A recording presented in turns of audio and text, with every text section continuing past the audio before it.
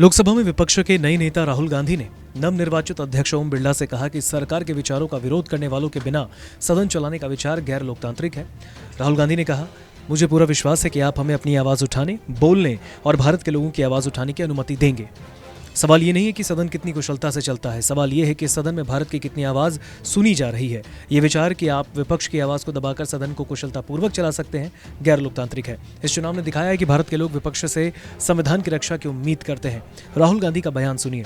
Confident that you will allow us to represent our voice, allow us to speak, allow us to represent the voice of the people of India. Speaker sir, the question is not how efficiently the House is run. The question is how much of India's voice is being allowed to be heard in this House. So the idea, Speaker sir, the idea that you can run the House efficiently by silencing the voice of the opposition is a non-democratic idea. And this election has shown that the people of India expect the opposition to defend the constitution, the संविधान of this country. वहीं राहुल गांधी के सहयोगी और Samajwadi party के राष्ट्रीय अध्यक्ष और कन्नौज से लोकसभा सांसद अखिलेश यादव ने भी कोटा के सांसद के लिए एक कड़ा संदेश इशारों में दे दिया। उन्होंने कहा, मैं अपने सभी साथियों की ओर से आपको बधाई और शुभकामनाएं देता हूं। आप जिस पद पर हैं उससे गौरवशाली परंपराएं जुड़ी हैं। हमारा मानना है कि ये बिना किसी भेदभाव के जारी रहेगी और लोकसभा अध्यक्ष के तौर पर आप हर सदस्य और पार्टी को समान अवसर और सम्मान देंगे। और हम सब यही मानते हैं कि बिना भेदभाव के आगे बढ़ेगा और लोकसभा के अध्यक्ष के रूप में आप हर सांसद और हर दल को बराबरी का मौका और सम्मान देंगे। अखिलेश ने जहां एक और लोकसभा के नए अध्यक्ष को बधाई दी तो इशारों में एनडीए और स्पीकर पर तंज भी कसा। संसद के शीतकालीन सत्र में सांसदों के सामूहिक निलंबन का जिक्र करते हुए अखिलेश यादव, जिनकी पार्टी ने उत्तर प्रदेश में 37 लोकसभा सीटें जीती, उन्होंने कहा, हमें उम्मीद है कि किसी भी सांसद की आवाज को दबाया नहीं जाएगा। निष्पक्षता इस महान पद की महान जिम्मेदारी है। आप लोकतांत्रिक न्याय के मुख्य न्यायाधीश की तरह बैठे हैं। हम सबकी आपसे अपेक्षा है कि किसी भी जनप्रतिनिधि की आवाज़ दबाई न जाए और ना ही निष्कासन जैसी कार्रवाई दोबारा सदन की गरिमा को ठेस पहुंचाएं।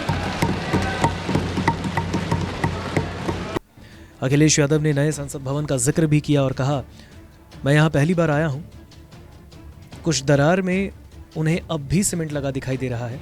क्या कह रहे हैं अखिलेश यादव, खुद उनसे ही सुनते हैं। मैं सदन में पहली बार आया हूँ, ये नए सदन में। मुझे लगा कि हमारे स्पीकर की कुर्सी बहुत ऊंची होगी, क्योंकि मैं जिस सदन को छोड़ के आया हूँ, अध्यक्ष जी, उसकी कुर्सी बहुत ऊंची है। उस समय भी मैं अध्यक्ष जी किसको कहूँ कि ये कुर्सी और ऊंची हो जाए। जहाँ ये नया सदन है वही मैं आपकी पीठ के पीछे देख रहा हूँ। पत्थर तो सही लगे हैं, सब कुछ अच्छा लगा है, लेकिन कुछ दरार में मुझे कुछ सीमेंट अभी भी लगा दिखाई दे रहा है।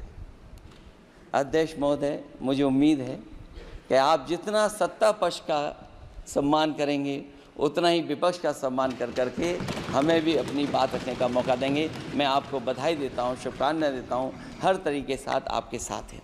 वहीं एनसीपी शरद चंद्र पवार की सांसद सुप्रिया सुले ने भी दर्जनों सांसदों के निलंबन को याद किया। उन्होंने कहा, बहुत कुछ किया गया है, 5 साल में आपने बहुत अच्छा काम किया, लेकिन जब मेरे 150 साथियों को निलंबित किया गया तो हम सभी दुखी हुए। इसलिए ये प्रयास होना चाहिए कि अगले 5 साल में निलंबन के बारे में ना सोचें। हम हमेशा बातचीत के लिए तैयार हैं। लेकिन एक दुख की बात हुई कि हमारे सारे दोस्त यहाँ से 150 लोग जब सस्पेंड हुए तो हम सबको बहुत दुख हुआ सर। तो हमारी कोशिश रहेगी कि अगले 5 सालों में इस सस्पेंशन का आप ना सोचें, बातचीत हो सकती है। हमेशा हम डायलॉग के लिए तैयार रहते हैं। नमस्कार, मैं हूं मानक गुप्ता। अगर आपको हमारा ये वीडियो पसंद आया हो तो इसे लाइक और शेयर जरूर करें और हाँ, हमें सब्सक्राइब और फॉलो करना ना भूलें ताकि आप देश और दुनिया की कोई खबर मिस ना करें। तो जुड़े रहिए हमारे साथ और देखते रहिए न्यूज़ 24।